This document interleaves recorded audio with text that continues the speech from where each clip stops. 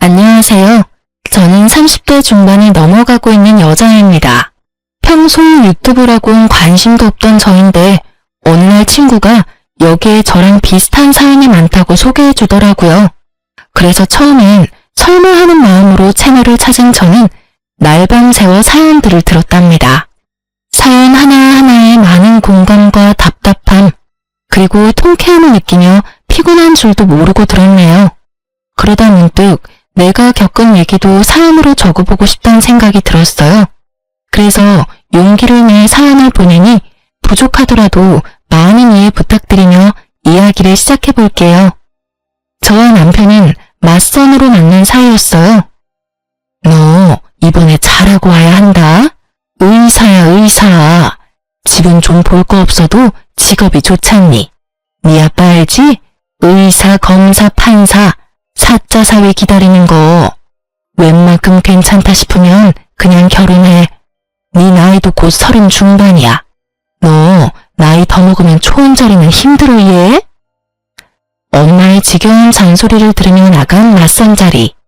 기대라곤 눈꼽만큼도 하지 않았던 저입니다. 사실 무슨 기대감이 있겠어요?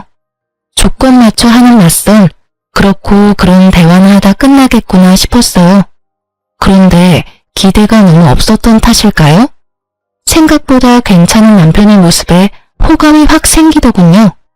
좋은 예감 속에 시작된 맞선은 즐거웠어요. 대화도 잘 통하고요. 남편도 그렇게 느꼈는지 식사가 끝나고 가볍게 술 한잔 어떠냐고 묻더라고요. 전 좋다고 했고 남편은 저를 고급 와인바로 안내하더라고요.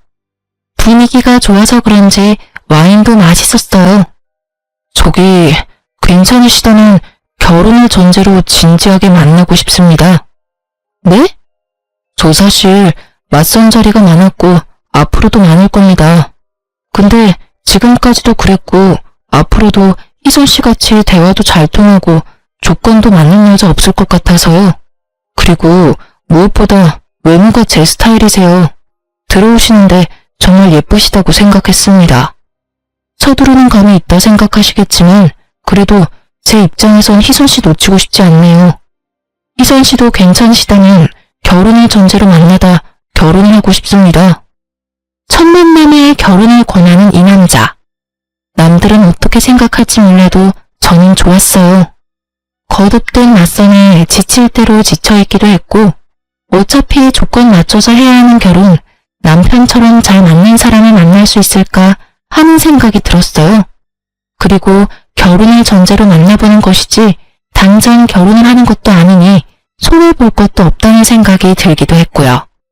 저의 승낙에 저희는 진지하게 만나보기 시작했고 그와의 짧은 연애는 생각보다 더 좋았습니다. 섬세하고 다정한 남편은 저에게도 잘했지만 저희 부모님께도 잘했습니다. 그런 남편의 모습에 저는 결혼을 마음먹었고 만난 지 4개월이 되었을 때 결혼 준비를 시작했습니다. 준비 과정도 순조로웠어요. 당연했죠. 원하는 자리, 원하는 평수의 상가를 매입해 병임 개원 준비도 시작했고 40평대 아파트, 외제차까지 그 모든 것을 저희 부모님이 해주셨으니까요. 사전에 약속된 사항이라 저도 대수롭지 않게 생각했어요. 모든 것을 시어머니의 권유대로 공동명의로 진행할 때도 저는 그러려니 했습니다. 그 당시 저는 당연히 이혼을 생각지도 않았고 그렇게 명예 문제로 얼굴을 붉히기 싫었으니까요. 그런 제 호의가 만만해 보였던 걸까요? 연애 시절 시어머니는 다정하진 않으셨어도 사람을 귀찮게 하는 사람은 아니었어요. 오히려 무관심에 가까웠죠. 생전 먼저 연락을 하시는 일도 없었고 어쩌다 통화를 하게 돼도 용건만 간단히 말하시고 끊으시곤 했어요. 하지만 결혼을 하고 난 뒤 어머님은 완전히 다른 사람이 되어 있었습니다. 희선아, 오늘 퇴근 몇 시에 하니? 저 오늘은 일찍 퇴근해요 어머님. 한 5시쯤이요. 잘 됐구나. 퇴근하고 집에 좀 들르거라. 온 김에 저녁도 같이 먹고. 아, 네 어머님. 신혼여행에서 돌아와 첫 출근을 한 날 저는 어머님의 호출에 시댁으로 향했습니다. 갑작스런 호출에 당황스럽긴 했지만 혼자 계신 시어머님이 많이 적적하신가 보다 했습니다. 시아버지는 남편이 어릴 때 돌아가셨고요. 어머님, 저 왔어요. 그래 왔니? 와서 이것 좀 거들어라. 저를 기다리고 있던 것은 거대한 대야에 담긴 이불빨래였어요. 대야가 얼마나 큰지 거짓말 못해서 욕 좀 해나더군요. 순간 친정에서도 해보지 않은 이불빨래를 왜 내가 해야 하지? 하는 생각이 스쳤지만 일단 왔으니 시키는 대로 해보자는 생각이 들었어요. 시어머니 혼자 낑낑대며 이불을 밟고 계시는 모습이 안쓰럽기도 했고요. 그렇게 이불빨래를 마치고 집으로 돌아왔어요. 저녁까지 먹고 가시길 원하는 눈치였지만 힘들어서 밥은커녕 그저 눕고 싶은 마음뿐이었거든요. 집으로 돌아온 저는 땀범벅이 된 몸을 빨리 씻고 침대에 누워 쉬고 있었어요. 마침 퇴근하고 돌아온 남편이 죽어가는 저를 보고 깜짝 놀라선 다가왔어요. 여보, 어디 아파? 얼굴이 왜 그래? 아, 오늘 너무 힘들었어. 오랜만에 출근해서 그래? 그러게, 이제 어린이집은 그만두라니까. 저는 당시에 10년차 어린이집 선생님이었어요. 어릴 때부터 어린이집 선생님이 꿈이었던 터라 대학도 유아교육과를 졸업했고 처음 취업을 한 어린이집에서 쭉 아이들을 보살피고 있었어요. 전 제 직업에 대한 자긍심이 강했고 이제 편히 쉬길 원하는 남편의 권유에도 불구하고 전 일을 하고 있었어요. 일은 몸이 익어서 힘들 것도 없어. 가끔 정신이 힘든 거지. 그럼? 지금 당신 얼굴에 핏기 하나 없이 창백해. 오늘 어머님 댁에 불려가서 이불 빨래 엄청나게 해서 그래. 한 3시간은 안 쉬고 빨래만 밟았어. 뭐? 남편은 당장이라도 시어머님께 전화라도 할 요량으로 휴대전화를 꺼내들었고 전 필사적으로 말렸어요. 뭐하게? 어머님께 전화하게? 전화해서 앞으로는 그러지 말라고 해야지. 아, 됐어. 당신이 그러면 내가 뭐가 돼? 괜히 힘들게 일하고 욕까지 듣게 만들지 말고 다리나 좀 만져주라, 응? 어디? 여기? 거기. 저도 고단했지만 마찬가지로 고단했을 남편이 밤늦게까지 제 다리를 주물러주는 모습을 보니 역시 결혼하길 잘했다고 생각했어요. 그 뒤로도 시어머님은 적게는 일주일에 1번, 많게는 일주일에 4번을 저를 불러 장미를 시키더군요. 오로지 제 편인 남편이 있었지만 병원이 바빠지면서 코피까지 쏟으며 열심히 하는 남편에게 괜히 이런 일로 신경 쓰이게 만들고 싶지 않았어요. 그래서 저는 시댁으로 도우미를 불러들였어요. 나이 많으신 어머님이 스스로 하셔라 말할 수도 없는 노릇이고 그렇다고 저도 더는 실무짓을 하기 싫으니 어쩌겠어요. 그냥 일주일에 3번 일단 한 달 방문으로 예약하고 결제까지 끝내버렸어요. 이선아, 고맙다. 내가 며느리 덕분에 이런 호강을 다 누려보는구나. 집에 먼지 한 톨 없이 반짝반짝 아주 모델하우스가 다름없구나. 마음에 드신다니 다행이에요. 그럼 아범 시간 빌 때 한번 찾아뵐게요. 시어머님 반응도 나쁘지 않았고요. 저는 오랜만에 주어진 자유에 그간 쌓였던 피로를 풀며 아주 평화로운 시간을 보내고 있었어요. 하지만 그 평화는 오래가지 않았죠. 여보, 300만 원 결제, 이거 뭐야? 아, 그거? 어머님 댁에 도우미 보내드렸어. 한 달치 선불로 결제했거든. 뭐? 당신이 급한 일 있으면 쓰라고 준 카드로 결제했어. 어머님이 하루가 멀다고 불러서 이일저일 시키시는데 도저히 안 되겠더라고. 그렇다고 전 못해요. 어머님이 다 하세요. 이럴 순 없잖아. 그래서 당신 카드로 결제했어. 어머니 당신 집에 쓴 돈인데 아까워? 아니요. 네, 저는 도우미분 급여를 남편 카드로 결제했어요. 친정의 돈이 많을 뿐이지 제 월급은 많지 않았고 시댁 일인데 굳이 제 쥐꼬리 같은 월급을 쓸 필요는 없잖아요. 이럴 때 쓰려고 코피 쏟아가면서 일하는 거 아니겠어요? 당황하는 남편을 보며 이건 좀 심한가? 하는 생각이 들었지만 시어머님의 행동으로 봤을 때 이대로 뒀다간 저를 종부리듯 부려먹을 것이 자명했기에 저는 더 당당하게 나가기로 했습니다. 다음날 남편에게 이러한 사실을 전해들은 시어머니가 노발대발하며 전화하셨더라고요. 예, 넌 생각이 있니 없니? 하나밖에 없는 내 의사 아들이 밤낮 없이 피땀 흘려 버는 돈으로 사람을 보내? 넌 친정에서 그렇게 가르쳤니? 남편 돈으로 사치하면서 그렇게 살라고 가르쳤어? 네, 어머님. 저희 친정에선 이렇게 가르쳤어요. 뭐? 저희 친정에선 작은 일에 괜히 힘들이지 말고 돈으로 해결할 수 있으면 돈으로 해결하는 것이 가장 현명하다. 이렇게 가르쳤어요. 그래서 전 가르친 대로 아범 돈으로 도움이 불러드렸고요. 어머님 말씀대로 하나밖에 없는 의사아들이 밤낮 없이 피땀 흘려 돈을 버는 이유가 뭐겠어요? 다 자기랑 자기 가족 잘 먹고 잘 살려고 그러는 거 아니겠어요? 자기야 좋은 차, 좋은 집, 병원 원장까지 됐으니 그 정도는 성공했고 나머진 어머님하고 저뿐인데 어머님은 집안일이 힘드시고 저는 그런 어머님을 돕느라 힘이 드니 어쩌겠어요? 어머님께 일어난 일은 돈으로 해결이 가능하고 마침 의사들은 돈을 잘 버니 돈으로 쉽게 해결하는 수밖에요. 그리고 어머님도 좋아하셨으면서 왜 이제 와서 이러세요? 설마 제 돈은 안 아까우시고 아들 돈은 아까워서 이러시는 거 아니시죠? 그럴 리가 있니? 생각보다 금액이 너무 커서 그래. 300만 원이 누구 집에 이름도 아니고 그냥 네가 와서 슬쩍슬쩍 도와주면 되는 것을. 어머님, 슬쩍슬쩍 아니고요. 저 진짜 힘들었어요. 어머님도 힘드셔서 저 부르셨으면서.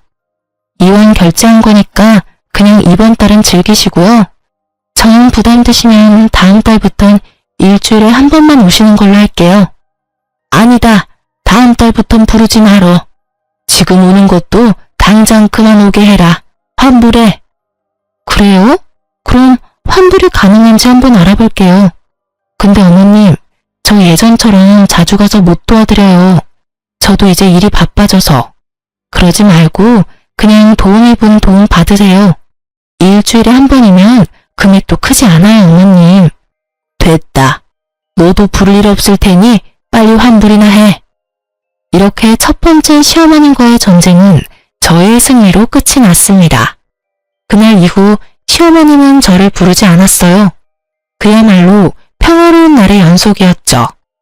시댁 때문에 스트레스 받을 일이 없으니 남편에게 더 잘하게 되고 저에게 대접받은 남편은 더욱 힘내서 병원을 꾸려나갔어요. 그러면서도 쉬는 날이면 저와 산책도 하고 좋은 곳에서 외식도 하곤 했어요. 더할 나위 없이 행복했어요. 제가 꿈꾸던 결혼 생활이었죠. 물론 일주일에 한두 번은 시어머님께 안부 전화도 드렸어요. 그때마다 시어머님의 목소리가 좋진 않았지만 크게 신경 쓰지 않았어요. 그저 아직 많이 섭섭하신가 보다 하고 생각했어요. 그러던 어느 날 남편이 달력을 보다 화들짝 놀라며 저를 부르더군요. 여보. 왜 그래? 내일 아버지 제사야. 어쩌지? 어쩌긴 어째. 마침 나도 내일 연차니까 가서 준비하면 되지. 나 내일 VIP 상담 있어. 아마 바로 시술 진행하지 싶은데. 그게 말이 좋아야 시술이지. 수술 시간만큼 걸려서 늦지 싶어. 어쩔 수 없지 뭐. 나라도 가서 해야지. 힘들 텐데. 내가 최대한 빨리 끝내고 갈게. 그래, 알겠어. 시집 오고 처음으로 지내는 아버님 제사이기에 저에게도 의미가 컸어요. 거기에다 어머님 기분도 좀 풀어드릴 겸 혼자 인터넷에 검색을 해가며 장을 봐서 시댁으로 갔어요. 어머님, 저 왔어요. 왔니? 어머님, 어디 아프세요? 어머님은 마스크를 끼고 누워 계셨어요. 머리엔 젖은 수건도 한 장 올리시고요. 말할 기운도 없으셨는지 기침 소리를 내면서 말했죠. 몸살이 왔는지 안 아픈 곳이 없구나. 열도 나는 것 같고. 어머, 어떡해요. 병원 다녀오셨어요? 그럼 약도 얼마나 독한지 정신이 몽롱한 게 어지러워서 누워있었어. 약기운이 퍼져서 그러는가 봐요. 한숨 주무세요. 음식은 제가 어떻게든 해볼게요. 네가 할 수 있겠니? 최선을 다해볼게요. 어제 남편과 통화할 때까지만 해도 멀쩡하던 사람이 갑자기 아프다니 의심쩍은 부분이 있었지만 본인이 아프다니 어쩌겠어요? 저는 얼른 음식을 준비하기 시작했어요. 처음 해보는 제사 음식이지만 친정에서 어깨너머로 본 것이 도움이 되더군요. 대충 순서는 알고 있으니 크게 우왕좌왕할 일도 없었고요. 그런데 계속해서 일어섰다 앉았다 해서 그런가 배가 자꾸 아프더라고요. 화장실 가고 싶은 배가 아니라 꼭 생리통같이 아랫배가 콕콕 쑤시는 느낌이요. 콕콕 쑤시던 배는 어느새 쿡쿡의 강도가 되었고 전 어떻게 음식을 다 만들었는지 모르겠어요. 어머님은 코를 골며 주무시다가 제가 음식을 다 만들고 뒷정리까지 마치니 그제야 자리에서 일어나셔서 제가 만든 음식을 둘러보시더라고요. 뭐 처음 치곤 잘했네. 우리 아들도 곧 온다고 하니 우리가 상을 차려놓자꾸나. 우리 아들 오면 바로 시작할 수 있게. 그렇게 전 어머님을 도와 제사상을 차렸어요. 차리는 와중에 집에 들어선 남편이 제 얼굴을 보고 화들짝 놀래더라고요. 여보, 어디 아파? 어? 왜? 얼굴에 핏기 하나 없어. 이러다 진짜 쓰러지겠다. 얼른 가서 좀 누워. 어머니는 이 사람 이렇게 될 때까지 뭐 하셨어요? 이 사람 얼굴 좀 보세요. 아까까진 괜찮았는데 갑자기 왜 그러니 너? 사실 아까부터 배가 좀 아파서요. 나머지 좀 부탁해. 나 당신 방 가서 좀 누워있을게. 걱정하지 말고 얼른 가서 쉬어. 저는 시어머님의 궁시렁대는 소리가 들려왔지만 그 말에 신경 쓸 겨를이 없었어요. 점점 고통이 심해지고 있었거든요. 전 총각된 남편이 쓰던 방으로 가 침대에 몸을 뉘었어요. 곧 괜찮아지겠지 했던 고통은 점점 심해지고 견딜 수 없는 고통에 앓는 소리가 입 밖으로 절로 튀어나오더라고요.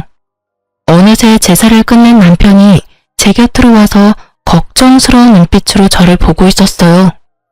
여보, 괜찮아? 아니, 안 괜찮아. 다 끝났지? 얼른 병원 가자. 나 진짜 죽을 것만 같아. 더는 못 참겠다며 몸을 일으키는 순간 아래쪽에서 울컥한 느낌과 함께 참을 수 없는 고통이 느껴졌어요. 여보, 왜 그래? 여보, 이거 피 아니야? 제 발밑으로 피가 흘러내리고 있었어요. 저는 급히 병원으로 이송되었고 정신을 잃었어요. 정신을 차렸을 땐 병실이었어요. 저의 손을 잡고 울고 있는 남편과 그 옆에 앉아있는 시모가 보였어요. 저는 몰려오는 졸음에 다시 눈을 감았어요.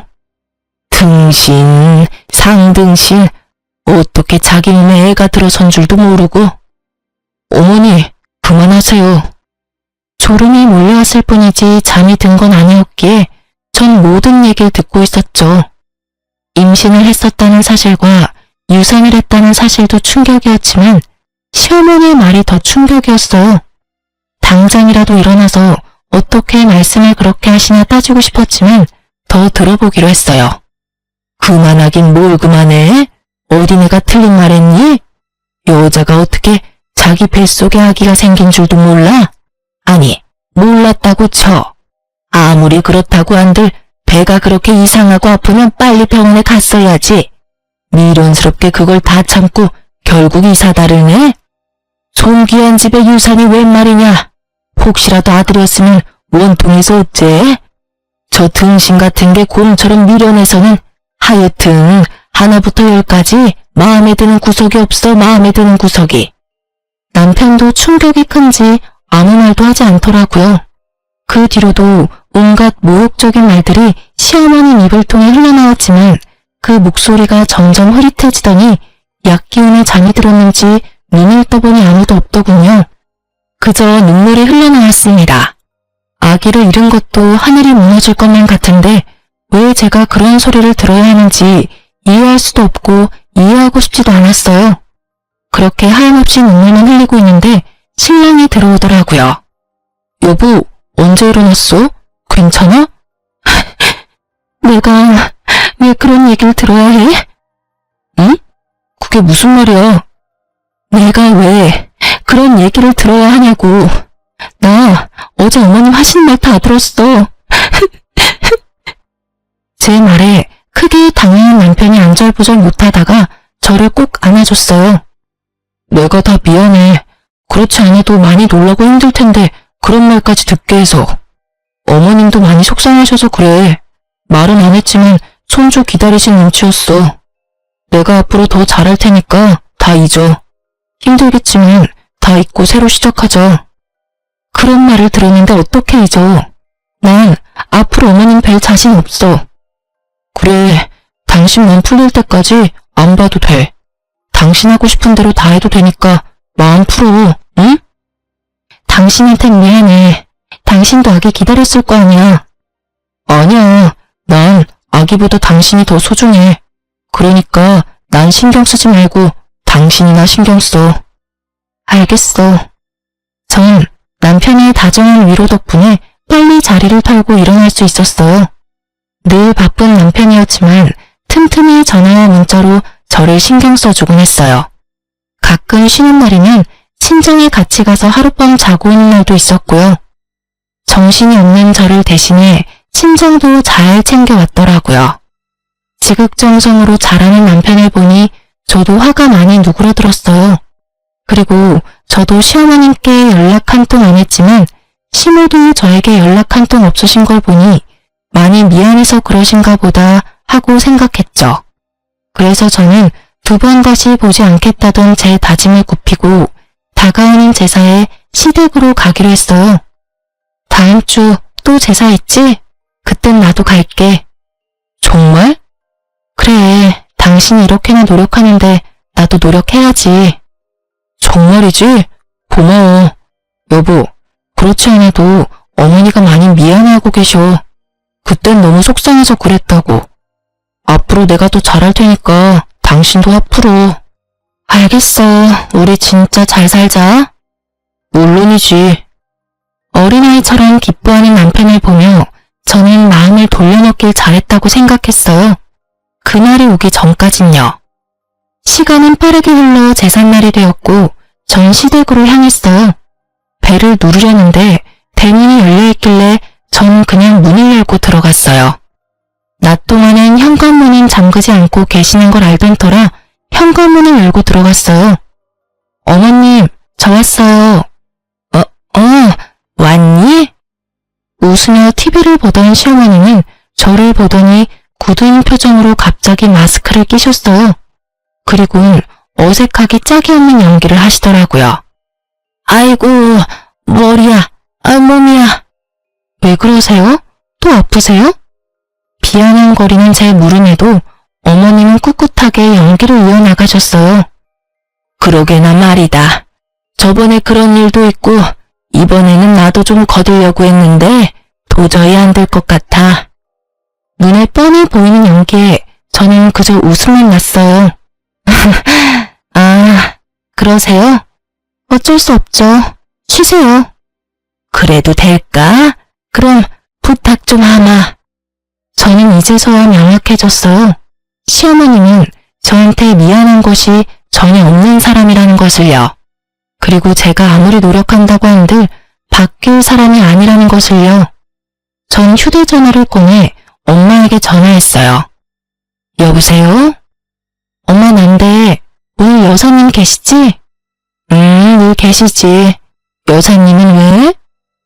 내가 주소 보내줄 테니까 그리로 여사님 좀 보내줘. 급하게 제사 음식 준비해야 하는데 나 혼자는 무리야. 이런 날까지 부탁해서 미안하다고 꼭 전해주고. 그럼 걱정하지 말고 주소나 보내. 그런 사실 알면 내가 가지 말라고 해도 여사님이 간다고 난리치실 게다. 고마워. 문자 바로 보낼게. 그렇게 불이 나게 오신 여사님은 저의 부탁에 따라 재료를 다듬어 주셨어요. 부치고 삶고 굽고 끓이는 것은 제가 하고요. 여사님께서는 다 해주신다고 했지만 그래도 제사 음식인데 제 손으로 마무리하고 싶었어요. 시어머님은 미워도 남편은 사랑했으니까요. 마지막 탕국에 불을 껐을 때 시어머니는 하품이 늘어지게 하며 방에서 나오시더군요. 다 했니? 어머, 누구세요? 전 시어머님의 말을 무시하고 여사님을 먼저 돌려보냈어요. 여사님, 고생 많으셨어요. 밖에 택시 기다리니까 빨리 가보세요. 여긴 제가 알아서 할게요. 감사해요. 여사님이 돌아가신 후 시어머님은 저를 붙잡고 불같이 화를 내시기 시작했어요. 너 설마 제사 음식을 딴 사람 손에 맡겼니? 네, 도저히 저 혼자서는 못해서요. 너 제정신이니? 어떻게 다른 것도 아니고 제사 음식을 남의 손에 맡겨? 제가 큰 잘못을 한 것이었을까요? 전 아무리 생각해도 제가 잘못한 것을 모르겠더라고요. 그래서 전 참지 않고 할 말을 했습니다. 그러면 어떡해요? 어머님은 너무 편찮으셔서 손가락 하나 까딱하실 힘도 없으시고 저도 유산하고 망가진 몸이 아직 돌아오지도 않았어요. 그렇다고 제사를 미룰 수도 없는 노릇이니까요. 하나부터 열까지 다 여사님께서 다 해주신다는 거 그건 아닌 것 같아서 재료 손질만 부탁드렸어요. 그것도 그렇게 큰 잘못인가요? 밉다고 하니까 미운 짓만 골라서 하는구나. 막말로 아까 그 아줌마가 재료만 손질해줬는지 아닌지 내가 어떻게 아니? 그리고 유산한 게 자랑이니? 그리고 유산을 왜 하니 도대체? 유산을 왜 하냐니? 어머님, 진짜 모르셔서 하신 말씀이세요? 그래? 난 정말 모르겠구나. 네가 무리했다면 뭐 얼마나 했다고. 말이 나왔으니까 하는 말인데 우리 때는 그보다 더한 일하고도 애만 잘 나왔다. 너 몸에 무슨 문제라도 있는 거 아니니? 아니지. 몸보다는 머리에 문제가 있을 수도 있겠구나. 그러니까 애가 떨어지는데도 모르고 등신같이 그러고 있지. 부하하니 가정교육도 엉망에다가 직업도 별로야. 그렇다고 성격이 좋아서 고분고분한 맛이라도 있길 하나. 넌 무슨 자신감으로 우리 아들같이 잘난 의사한테 시집왔니? 애초에 너같이 멍청한 애랑 잘난 우리 아들이랑 결혼시키는 것도 아니었는데. 누굴 탓하겠니? 내가 맘이 너무 약해서 너 같은 걸 며느리라고 참고 산다 살아. 시어머님 말씀을 듣고 있자니 어이없어 웃음만 나오더라고요. 무슨 부귀영화를 누리겠다고 아직 좋지도 않은 몸을 이끌고 와서 여사님께 민폐까지 끼쳐가는 음식을 해댔는지 참 시어머님 말처럼 제가 등신이었더라고요. 그래서 전 더는 등신같이 굴지 않기 위해 제가 만든 음식을 큰 통에 다 담았어요. 너 뭐하니? 어머님 말씀대로 제가 참 등신이었네요. 그래서 이제 그렇게 안 살려고요. 이 음식은 제가 다 가져갈게요. 어머님 말씀대로 누가 만들었는지 알지도 못하는 음식 제사상에 올릴 수 없잖아요. 이건 제가 다 가져갈 테니까 음식 준비는 어머님이 알아서 하세요. 뭐라고? 그리고 이 등신 같은 미련한 며느리는 이만 가볼게요. 전 어머님이 절 이렇게나 미워하고 싫어하시는 줄 모르고 어렵게 마음 돌려왔는데 이제 그딴 짓 하지 않으려고요. 앞으로는 무슨 일이 있어도 찾아오는 일 없을 테니 저한테 연락하지 마세요. 그럼 가볼게요. 저는 그 길로 시댁에서 나와버렸습니다.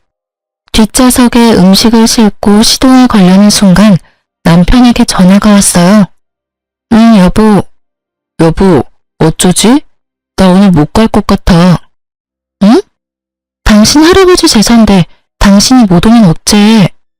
나 오늘 중요한 VIP 수술 있는데 깜빡했지 뭐야? 어쩌지? 나도 지금 어머님이랑 한바탕 하고 나오는 길이란 말이야. 나도 모르겠으니까 어머님께 전화해. 전화를 끊은 저는 친정으로 가려다 집으로 향했어요. 남편도 못 온다고 하니 간소하게라도 제사를 지내려고요. 제사 그게 뭐라고. 지금 생각하면 저 자신이 참 한심한데 그땐 최소한의 도리라도 하고 싶었어요. 그렇게 저는 집으로 돌아와 혼자 제사를 지내고 잠이 들었어요. 아침에 일어나 보니 당연히 옆에서 자고 있어야 할 남편이 없더라고요. 휴대전화를 확인하니 남편에게 문자가 와 있었어요. 나 수술 이제 끝나서 병원에서 잠시 눈 붙이고 바로 진료 시작하려고. 미안해. 문자 온 시간을 보니 새벽 4시가 넘은 시간. 밤새워 고생했을 남편을 생각하니 안쓰럽더군요. 참 바보 같은 생각이었죠. 왜 의심조차 하지 않았을까요? 아무리 개인 병원이고 VIP 손님이더라도 성형외과에서 그 시간까지 수술할 리가 없는데. 하여튼 전 고생하는 남편을 위해 몸에 좋다는 걸 구해다 열심히도 챙겨 먹였어요.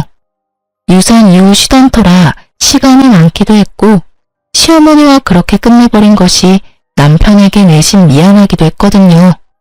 그런데 남편은 점점 바빠졌고 외박하는 날이 잦아졌어요.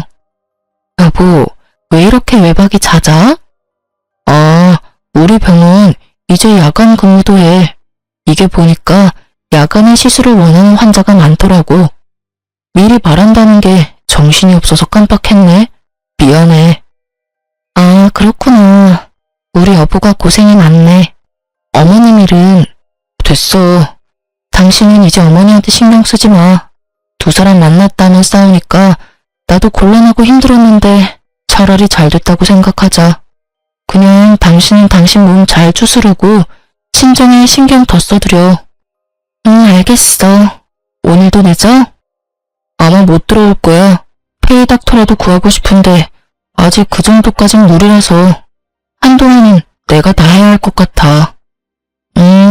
고생해. 외박이 잦아지니 저도 의심이 되긴 했지만 병원 때문이라 하니 그런 줄만 알았어요. 집에 와서 잠만 자고 나가는 날들이 많아지고 가끔 집에서 쉬는 날에도 잠만 자더라고요. 대화는 사라지고 남편을 다정한 모습은 점점 사라졌어요.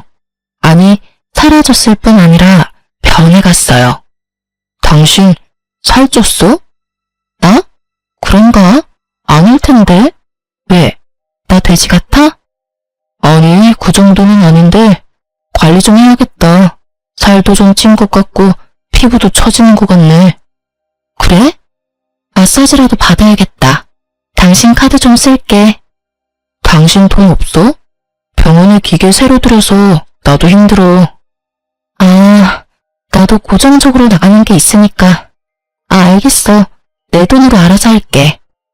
일을 쉬고 있으니 수입은 없는데 생활비부터 시댁 용돈까지 다 제 통장에서 나가니까 순식간에 통장 잔액이 비더라고요.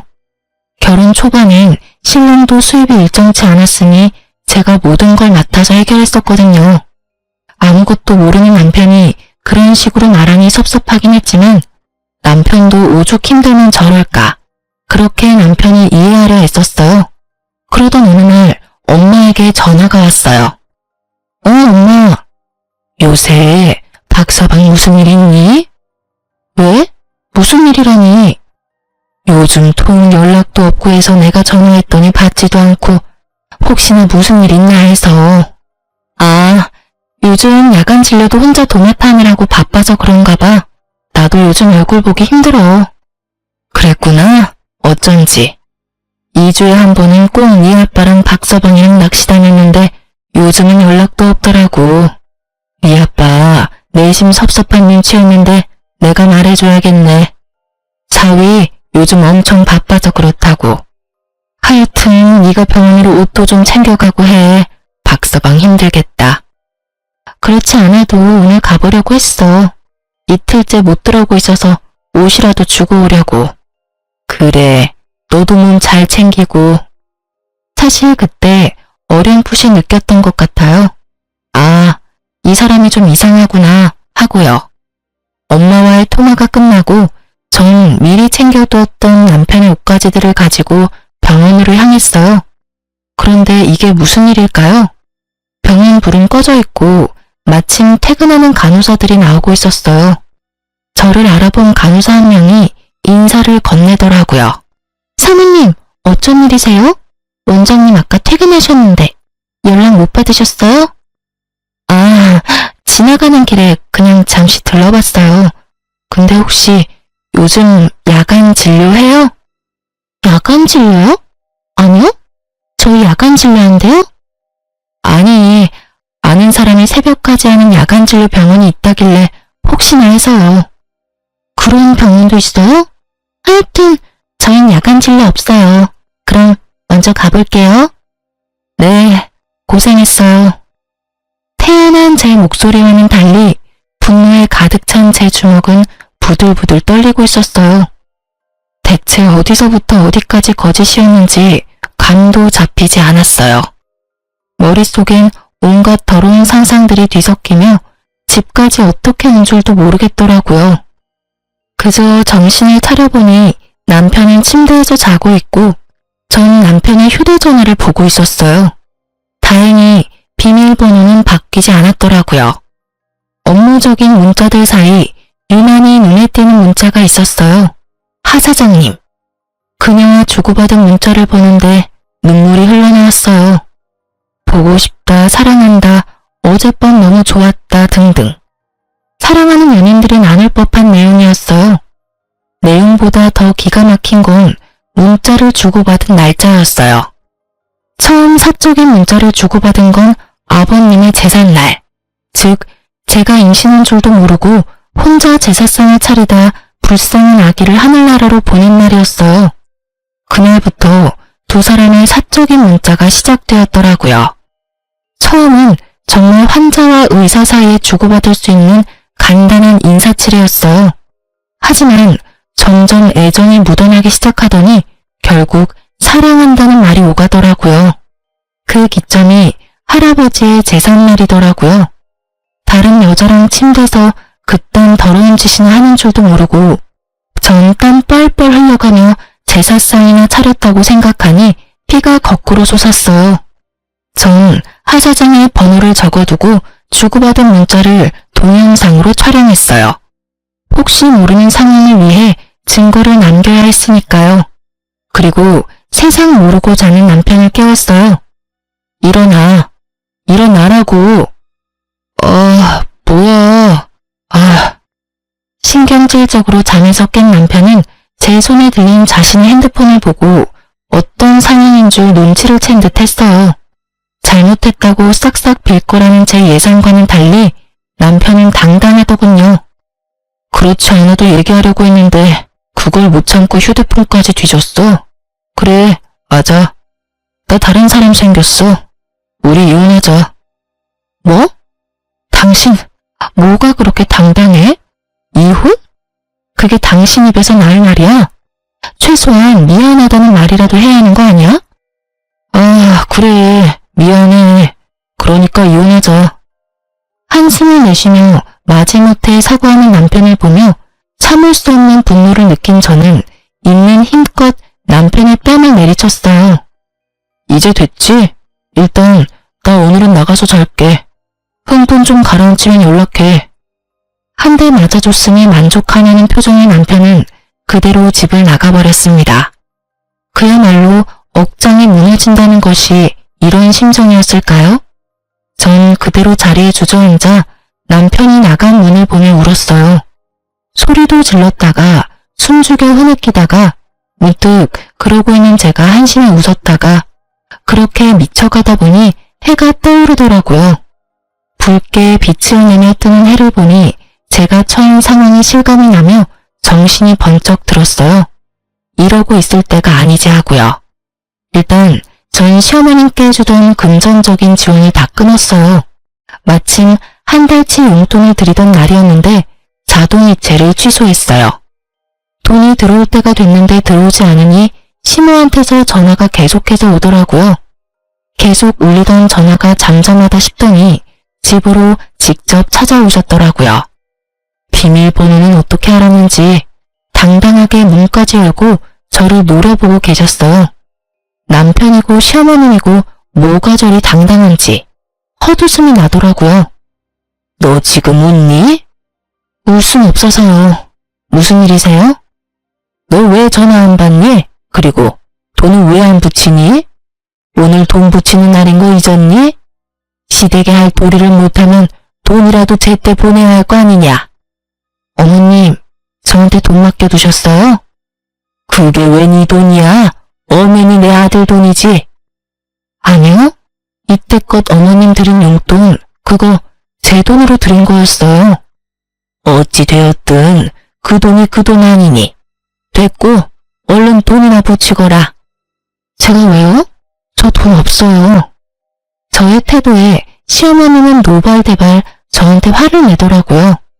저는 그러든가 말든가 남편에게 전화를 걸어 얼른 집으로 오라고 했죠.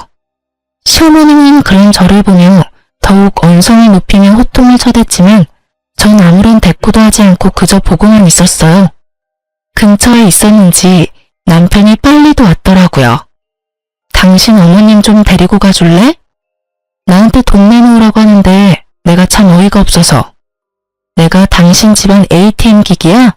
왜 나한테 와서 돈을 달래? 어머니, 가세요. 저년 저거 말하는 꼴 좀 봐라. 아들 너 진짜 저딴 년이랑 살아야겠니? 참나. 당신도 들었지? 내가 이딴 취급까지 받았는데 순순히 이혼해줄 것 같아? 이혼? 이혼이라니 무슨 말이니? 나가서 말씀드릴 테니 얼른 나오세요. 다시는 찾아오지도 마시고요. 얼른 모시고 가. 이 이상 선 넘으면 죽을 때까지 이혼 안 해줄 테니까 그렇게 알고. 저의 협박과도 같은 으름장에 남편은 시어머님을 끌고 가다시피 데리고 나갔어요.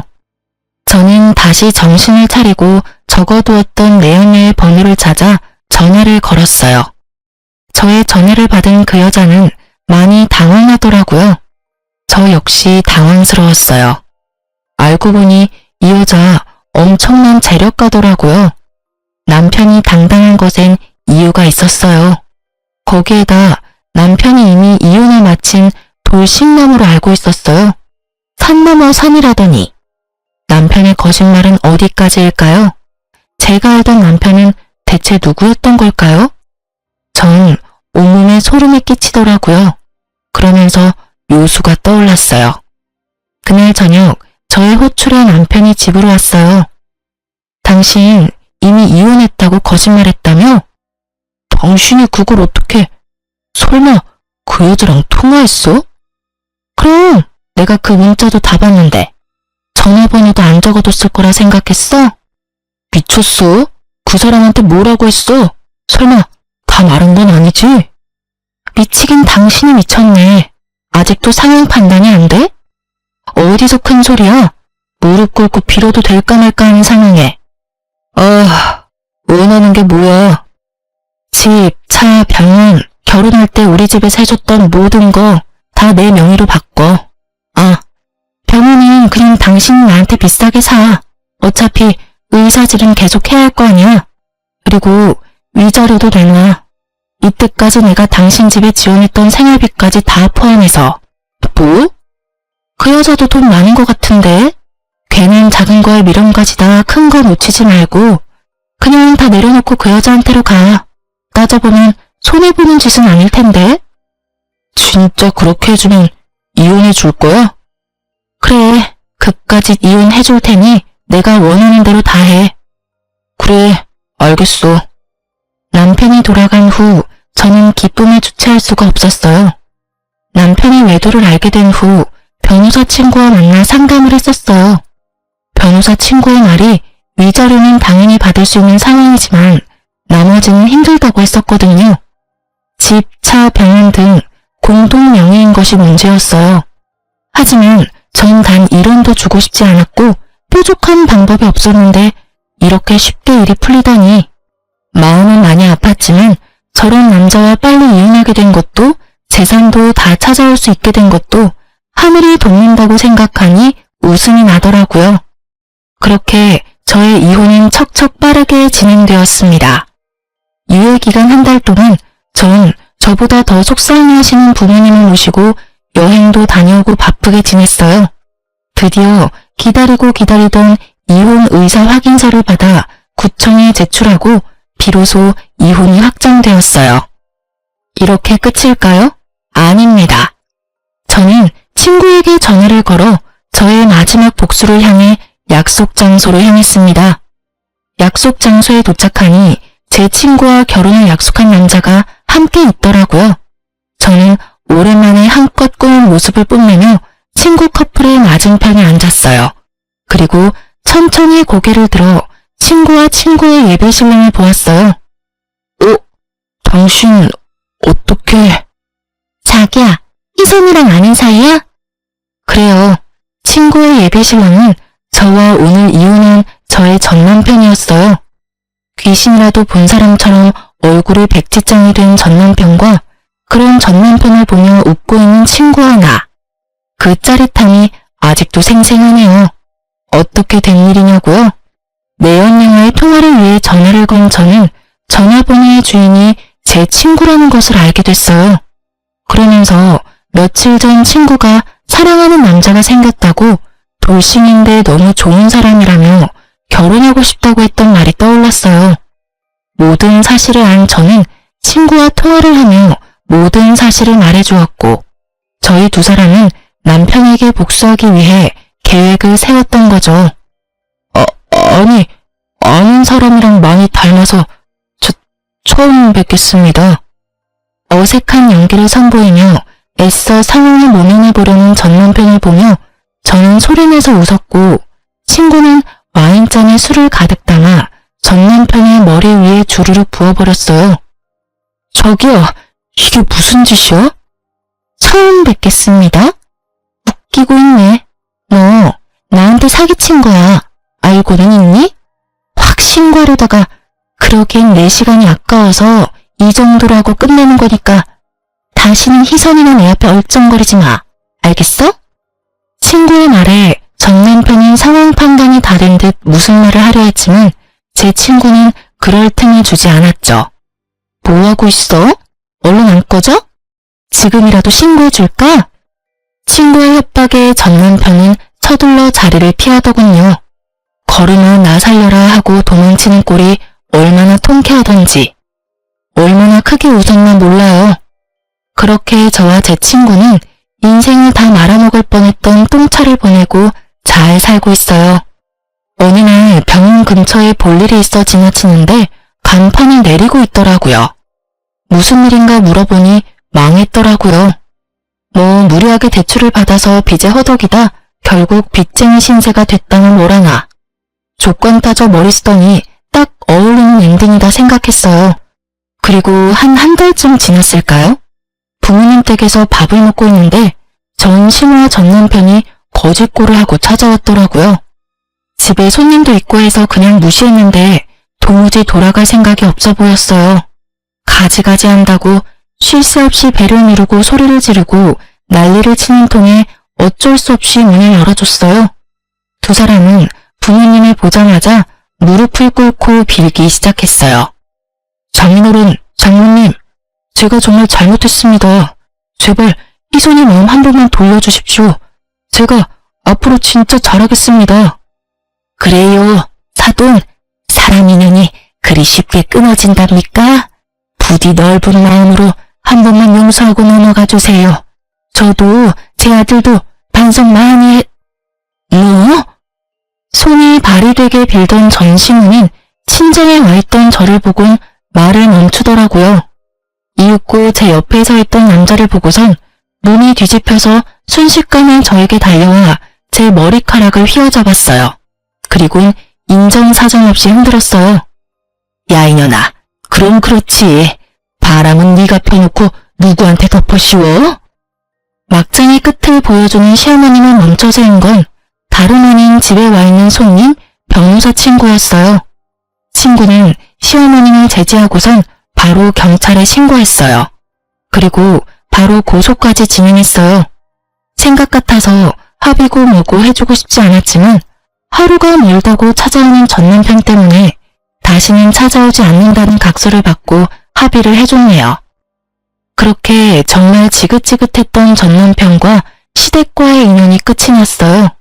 그리고 전 행복하게 잘 살고 있답니다. 내년에 사랑스러운 아기 엄마가 될 예정이에요. 이혼부터 옆에서 도와주었던 변호사 친구와 가깝게 지내다 시어머니의 사건 덕분에 그 친구가 도저히 안 되겠다며 제 옆에서 저를 지켜주겠다고 하더군요. 저는 시간을 두고 지켜보겠다고 했고 그러던 와중 아기가 찾아와 급하게 결혼했네요. 물론 아기 때문에 결혼한 건 아니고요. 지금은 제가 오래 일했던 어린이집을 인수해 잘 운영해 나가며 지내고 있어요. 개념 상실이었던 전 시댁과는 달리 저를 정말 친딸처럼 아껴주시는 시부모님의 보살핌을 받으면서요. 오늘도 맛있는 거 사주신다고 하셔서 마무리하고 나가보려고 합니다. 제 사연에 답답하기도 하셨겠지만 이만하면 꽤 통쾌한 복수 아닐까요? 여러분께 시원한 사이다가 되었길 바라면서 이만 마무리할게요. 긴 제 사연 들어주셔서 정말 감사합니다.